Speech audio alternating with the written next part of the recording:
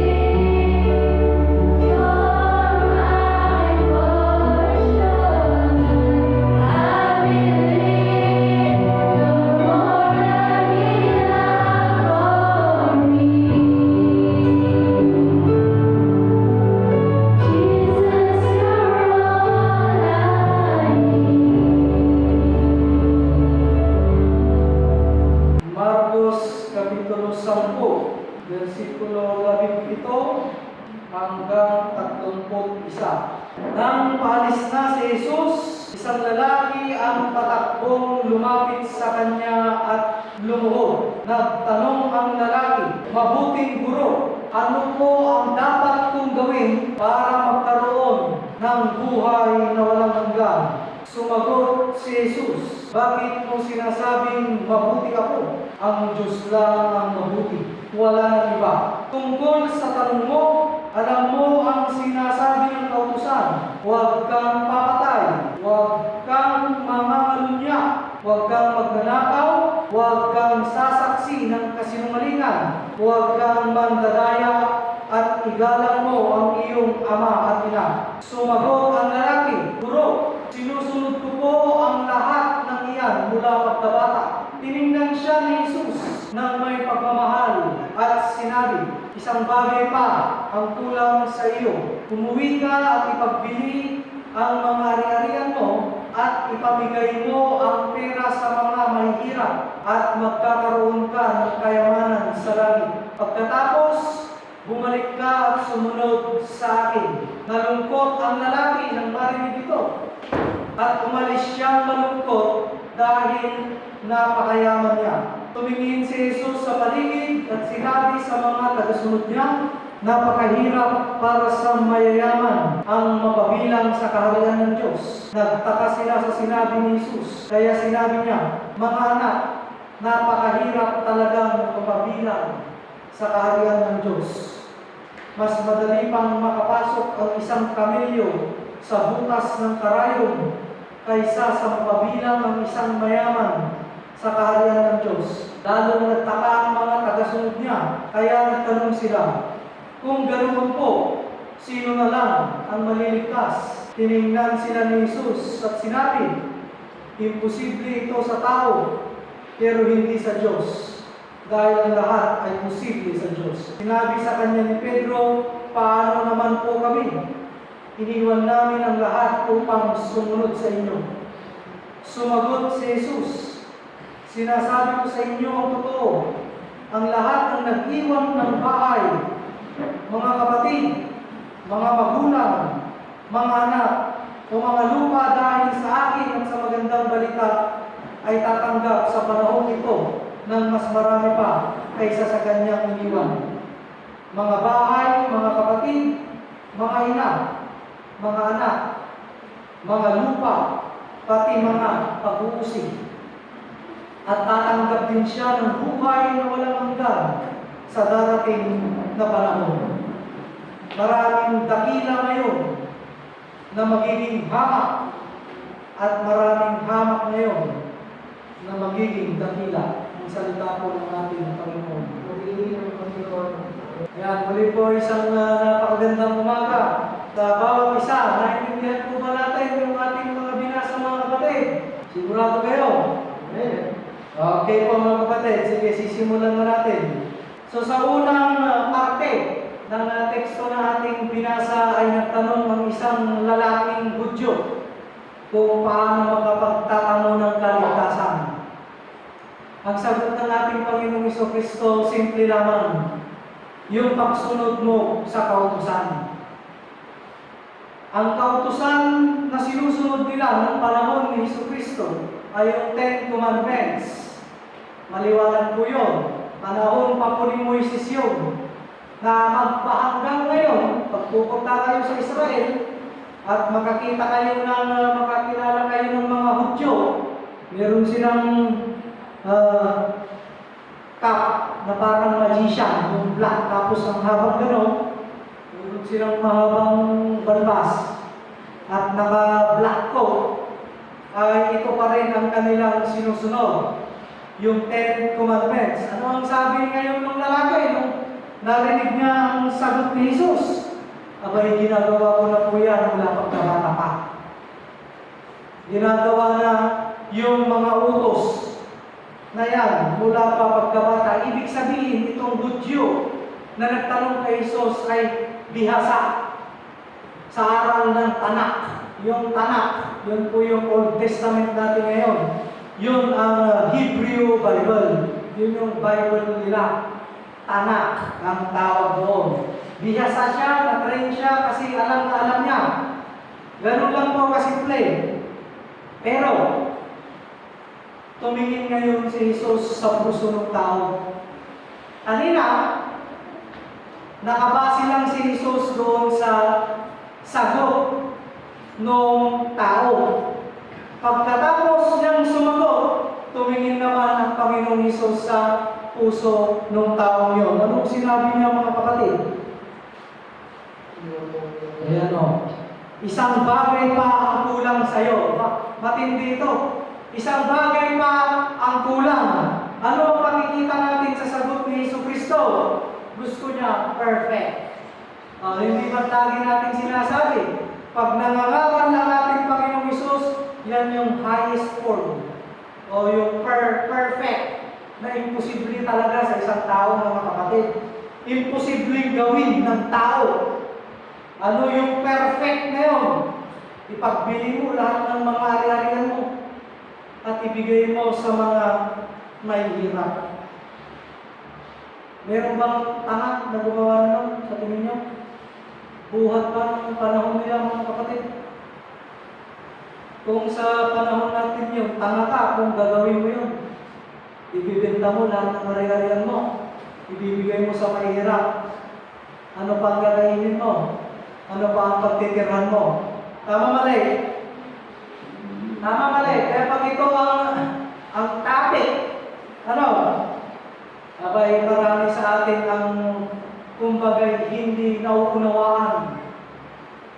Pagka nakita yung ibenta mo lahat, ibigay mo sa may hirap, ay kailangan gawin mo. Hindi po mga kapatid, kasi hindi po kaya ng tao ito. Hindi kaya ng pangkaraniwang tao kahit mahirap ka, kahit walang-wala ka, na ibenta lahat ng mayroon sa'yo, tapos ibibigay mo sa mahirap. Pero tignan po natin ang konteksto. Ano ba ang nais ng Panginoong Jesucristo dito, mga kapatid? Pagkatapos nung sinabi niya yun, sabi niya, bumalik ka sa akin.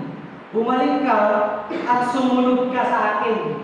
So, ang sabi niya, naibenta mo lang ang ari-arian mo, ibigay mo sa mahirap, pagkatapos nun, bumalik ka at sumunod sa akin. Ano ang nais ng Panginoong Jesucristo sa buhay ng tao mo? Maging disipulo. Maging disipulo, mga kapatid.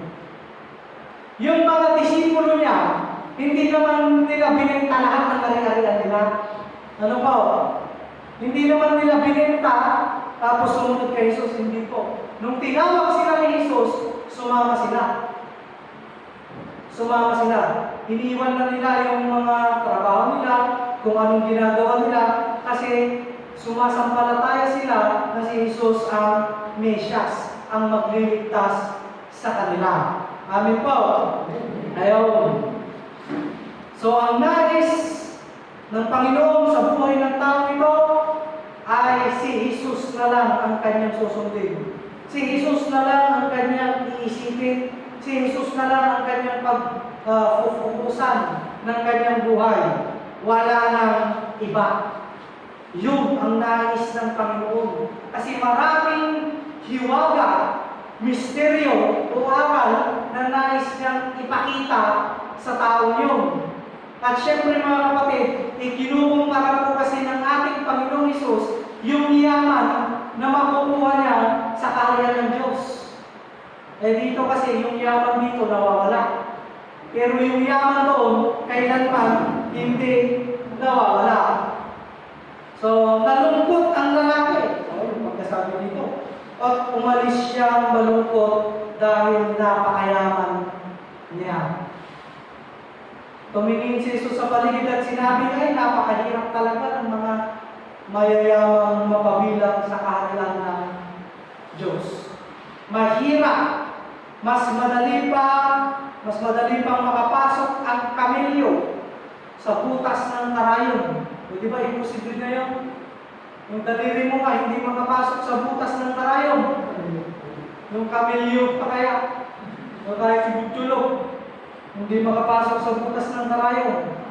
So, Jesus Christ was speaking about impossibility. Nagtuturo at nagsasalita siya ng mga bagay na imposible na kailanman hindi magagawa ng tao. Tignan nyo na lang si Job. O, hindi ba si Job? Bininta ba niya lahat ng yaman niya? Hindi. Patuloy po siyang yumaman ng yumaman dahil sa blessing ng Panginoon. So, paano nawala? Sa pamamagitan ng test, pagsubok ni Satanas. Ganun po mga kapatid ang nangyari kay Job. Kaya nagtanong na itong mga disipulo, abay, kung magkagayon man ang Panginoon, sino ang maliligtas? Imposible na po yun. Imposible na. Kaya sinabi ng Panginoon, sa tao, imposible. Pero sa Diyos, ang lahat ng bagay, posible. Amen. Nag-change na po yung pinupuntahan ng usapan. Ngunit hindi na po maintindihan ng mga disipulo yun. Nag-change na. Ano ang ibig sabihin ng sa Diyos ay posible? Dahil po sa pamamagitan ng ating Panginoong Jesucristo, naging posible ang kaligtasan. Titignan po ngayon natin mga kapatid. Yung araw na sinabi ni Jesucristo, yun po ay eksklusibo sa mga Hudyo lang. Sa mga Hudyo lang. Kung gusto mong sundin, o kung gusto mong maligtas, na base sa mga nasusulat sa aklat ng Tanakh, yun ang kailangan mong gawin. Sundin mo yung 10 utos, ibenta mo yung mga ari-arian mo, ibigay mo sa mahirap. Napakahirap, ano po? Imposible. Yung batas o yung law na inabolish ko ng ating Panginoong Jesucristo. Kasi kung lahat tayo, kailangan natin duman sa ganon, wala na pong maliligtas. Amen. Imposible na po sa tao yun. Wala nang maliligtas sa atin kung ganon. Pero sa pamamagitan ng Diyos na nagkatawang tao na si Jesucristo, walang imposible. Lahat posible. Dahil sa pananampalataya natin sa Kanya, natatamo at nagkakaroon tayo ng kaligtasan. Yun po ang nais sabihin ng ating Panginoong Hesus. Pero hindi po naunawaan ng mga disipulo. Siyempre, hindi pa naman sila lubos na maraming kaalaman sa mga sinasabi ni Hesus kasi kakaiba po siya magturo. Kaya bumalik sa topic si Pedro. Paano naman po kami? Iniwan namin ang lahat upang sumunod sa inyo. Ano yan? Sinabi ko sa inyo ang totoo, sabi ni Hesus. Ang lahat ng nag-iwan ng bahay, mga kapatid, mga magulang, mga anak o mga lupa, dahil sa akin at sa magandang balita, ay tatanggap sa panahong ito ng mas maraming pa kaysa sa kanyang iniwan. Mga bahay, mga kapatid, mga ina, mga anak, mga lupa, pati mga pag-uusig. Tatanggap ng reward sa panahon na ito, at tatanggap ng buhay na walang hanggan.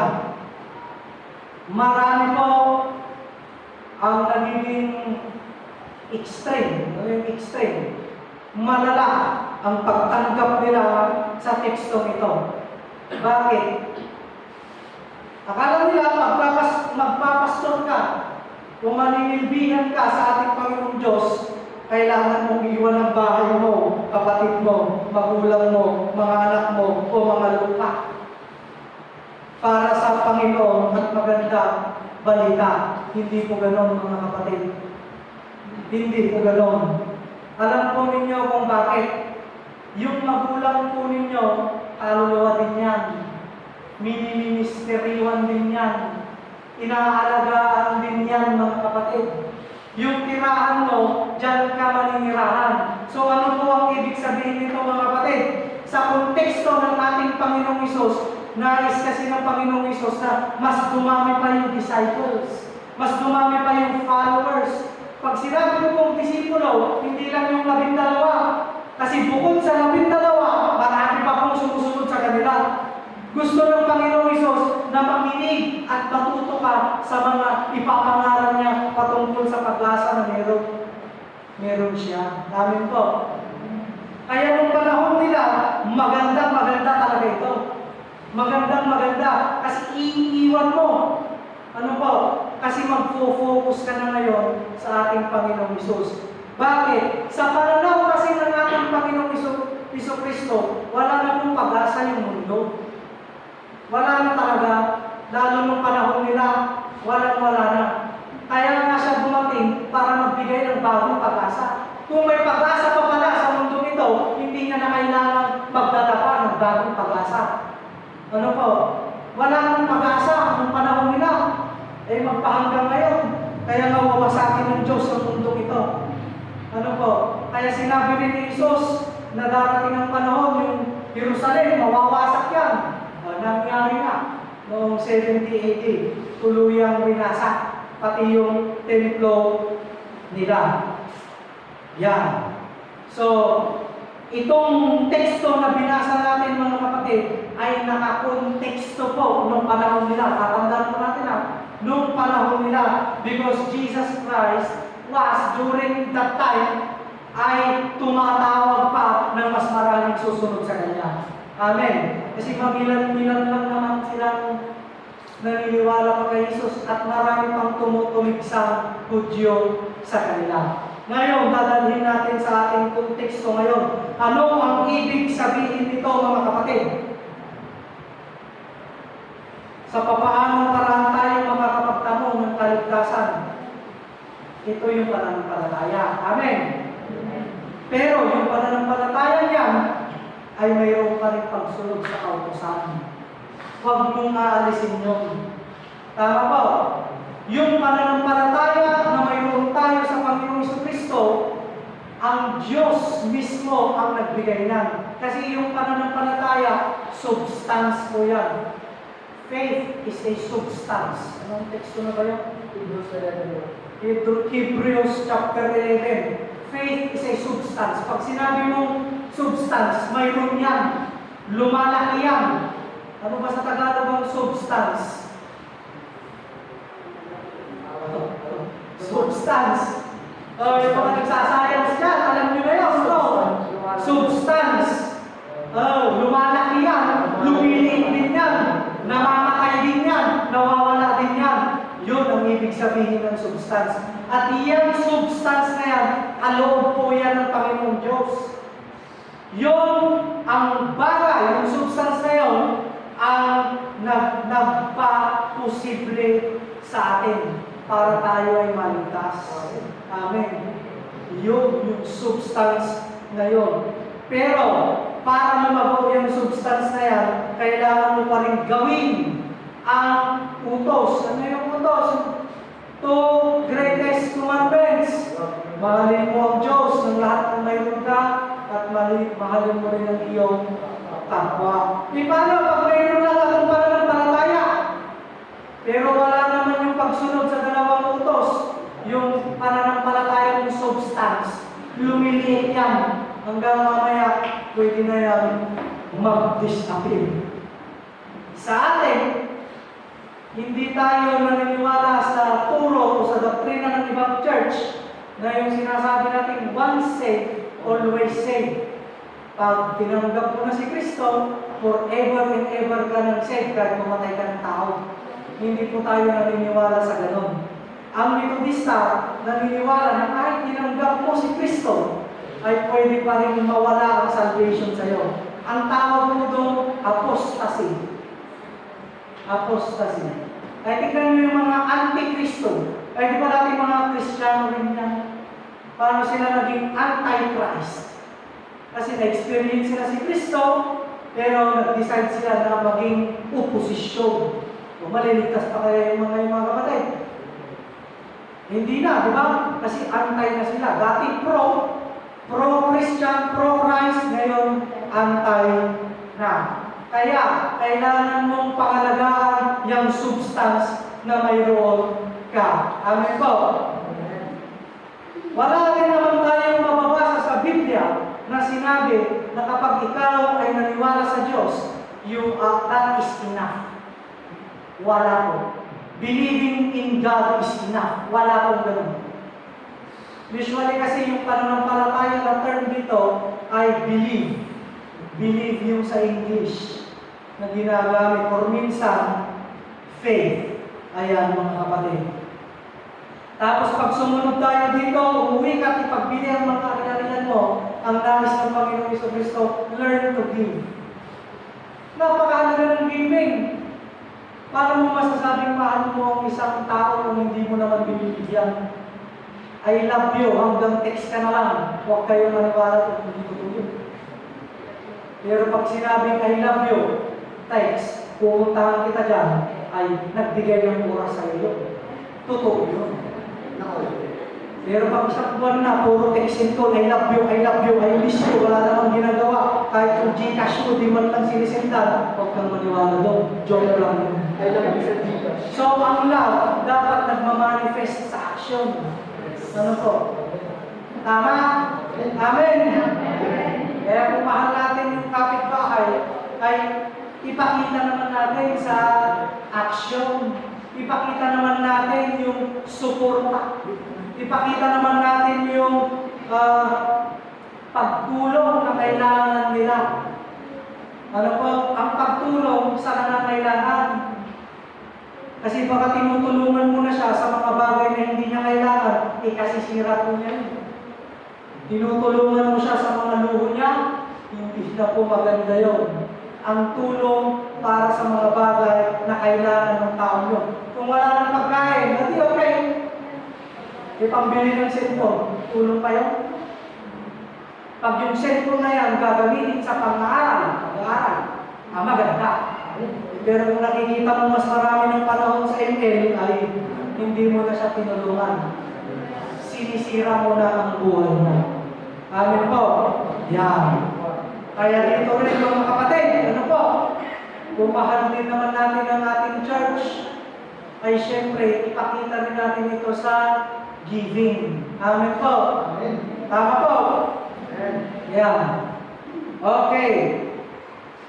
Tapos, sabi ng ating Panginoong Jesucristo sa bandang huli, yung pag-iiwan ng bahay, mga kapatid. Ang nais po ng ating Panginoon dito, in spiritual terms na yan sa atin. Ano ang ibig sabihin ng spiritual terms? Huwag mong isakripisyo ang pagmamahal mo sa Panginoon para lang doon sa iba. Ibig sabihin, si Lord lang ang number 1 sa puso mo. Amen. Ayun nga yung number 1 sa kautusan. Mahalin mo ang Diyos. Ibig sabihin, ipakita mo muna, ano ba, bigyan mo muna, at mag-manifest muna sa mga actions mo na mahal mo nga ang Panginoon. Kaso anong nangyayari ngayon? Linggo na lang ang mayroong oras ka, ibibigay mo pa sa iba. Nasaan ang pagmamahal doon sa Panginoon? Pag ang oras mo sa Panginoon, ibibigay mo sa iba, mas priority mo ang iba, mas mahal mo yung isa. Tama po? Kasi pag ang isang tao hindi mo mahal, ang daling iwan yan. Tama? Ang daling kalimutan yan. Tama? Kung magpatulong ka ng tao yun, tinatamad ka. Wala sa puso mo talagang tumulong, nakikilitan ka. Kasi wala lang sa iyo. Pero pag yung tao yan, mahal mo, ay, hanggang maaari, binibigyan mo ng panahon yan. Yun ang problema, mga kapatid, sa pananampalataya ng mga tao. Okay na sa kanila yung naniniwala, hindi nagmamanifest yung love na dapat ay ipinapakita natin. Kaya lang nangyayari, nakukulangan ka sa blessing. Ang ganda kasi, pagka iniwan mo, o palitan na natin yung term na iniwan, pag prioritize mo ang Panginoon sa buhay mo, ay tatanggap ka ng reward. Sa panahon ito, ibig sabihin, you will receive blessings upon blessings in your life today. Amen. Amen. Meron bang naninibigan dito sa Panginoon na nagkukulang? Meron ba? Yung kakilala mong pastor na nag-work sa kabundukan sa bandang Ilocos yun. Ay nakakuha naman ng motor. Praise the Lord. Paano ka kaya makakakuha ng motor? Paano ka makakapaglabas ng motor? E pag ikaw na-destino sa kabundukan, ang ibibigay lang sa iyo pagkain. Walang monetary, walang pera, kasi napakaliga. Pero tuloy-tuloy ang servisyo niya, nabiyayaan siya ng motor. So, yan ang mga blessings. Kasi nakikita ng Panginoon yung pangangailangan mo. Kaya maganda kung tayo ay nagpapagamit sa Panginoon bilang daluyan ng pagpapala, mas lumalago ang iglesia. Ganun kasi si Lord. Pag nakita niya, ay ito, napakaraming blessing. Pero wala. Nahanap ngayon ng ibang resources ang Panginoon. Ay ito, napakaraming blessing. Ay wala pa rin. Ito, isang kayo, isang tuka. Pero yung puso niya, napakaganda. Siya ang bibigyan mo ng blessing. Siya ang magiging daluyan ng blessing para doon sa iglesia, para sa church, para yung church mas dumami pa ang ministry sa pamamagitan ng Holy Spirit. Ang ganda na po. Kaya tumatawag ng Panginoon ng rescue. Yeah, rescue 911. Kasi minsan, mga kapatid, alam din ng Diyos yung kakayahan ng tao. Kakayahan ng tao magbigay.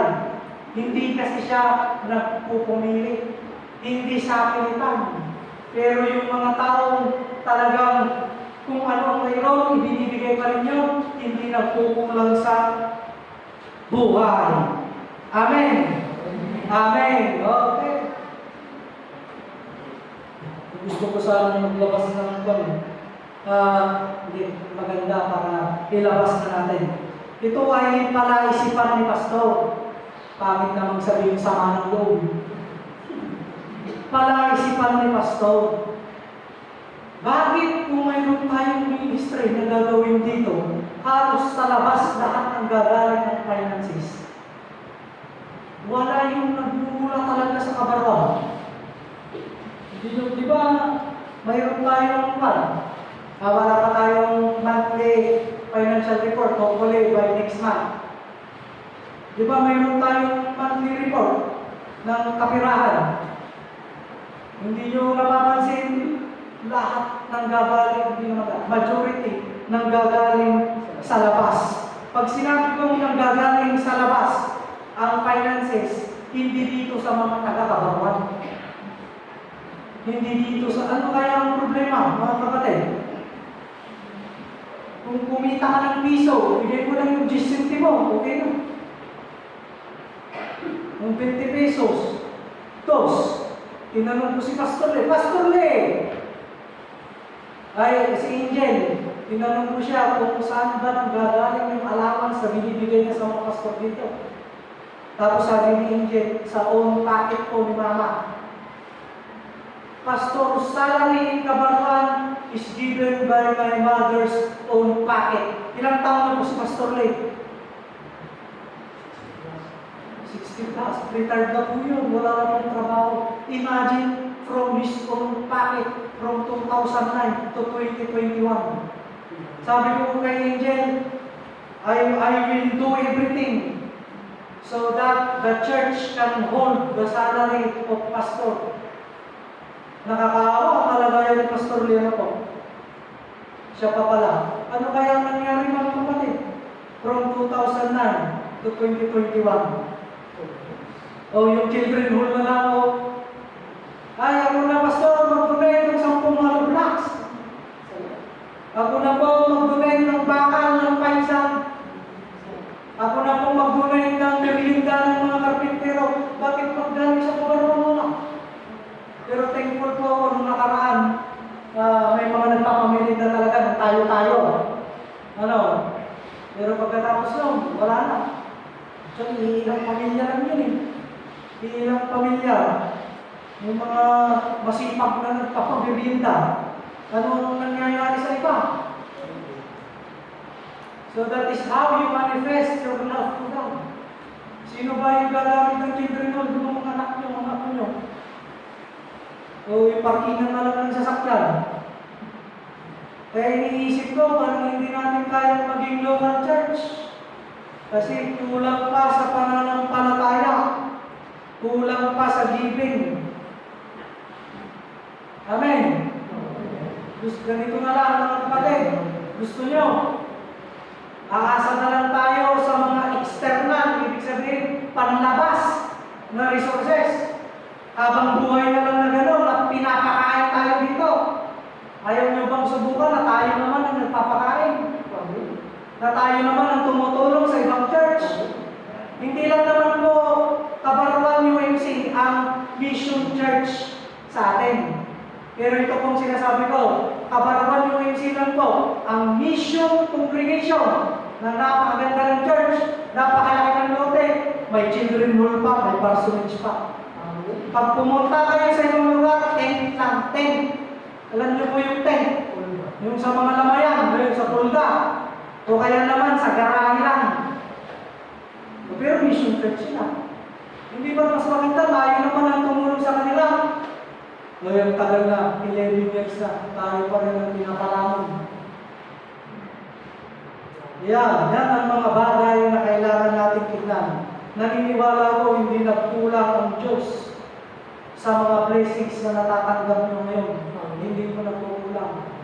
Ang problema kasi, yung mga luho natin. Pagka maluho ka, nabiyayaan ka ng 500 pesos, ubusin mo sa binglo, ubusin mo sa sugal, ubusin mo sa luho, hindi na po problema ng Diyos yun. Binigyan ka na ng blessing, pero anong ginawa mo sa blessing? Binabasura mo lang. Sayang. Anong gagawin ng Diyos? Ilipat na sa ibang tao yung blessing na yun. Ginagawa mo ng Diyos yun, mga kapatid. Ngayon, magaling pa kasi makapunta ng langit. Ano?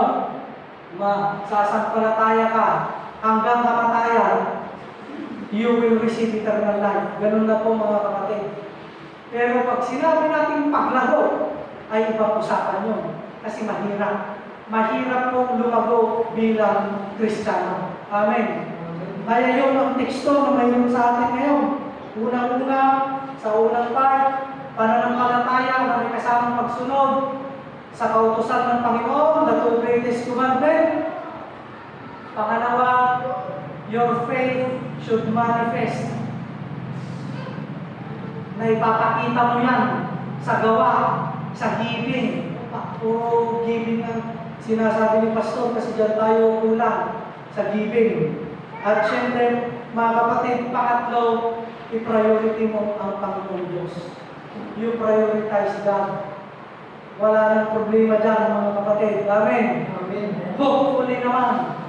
Hopefully.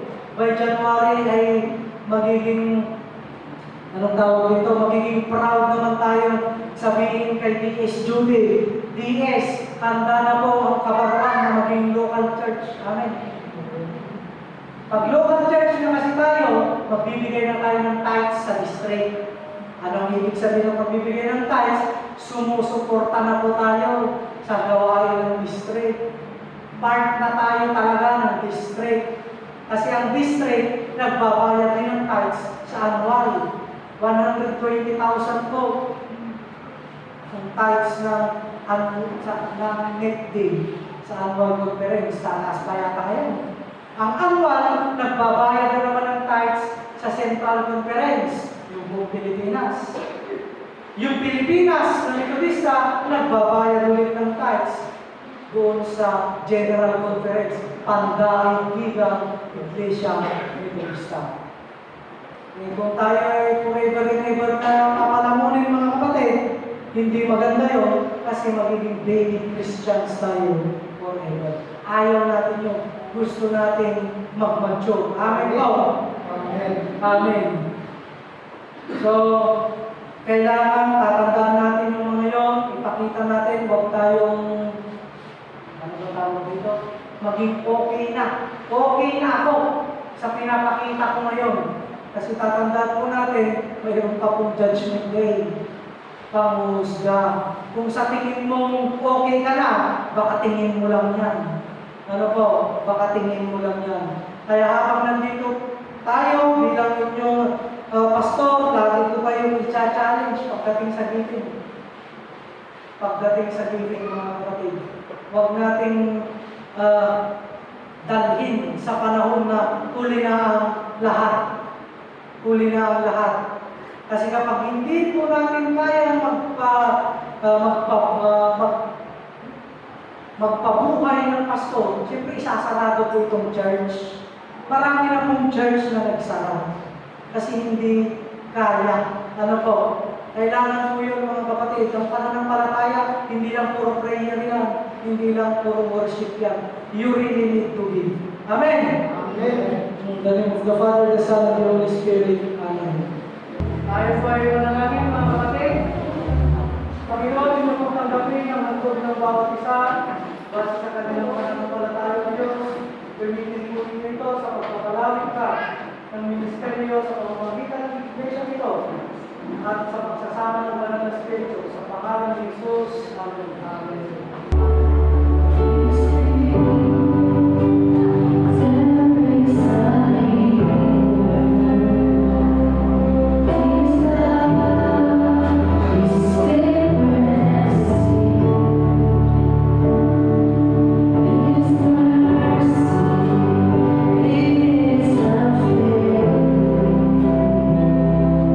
His arms, as far as the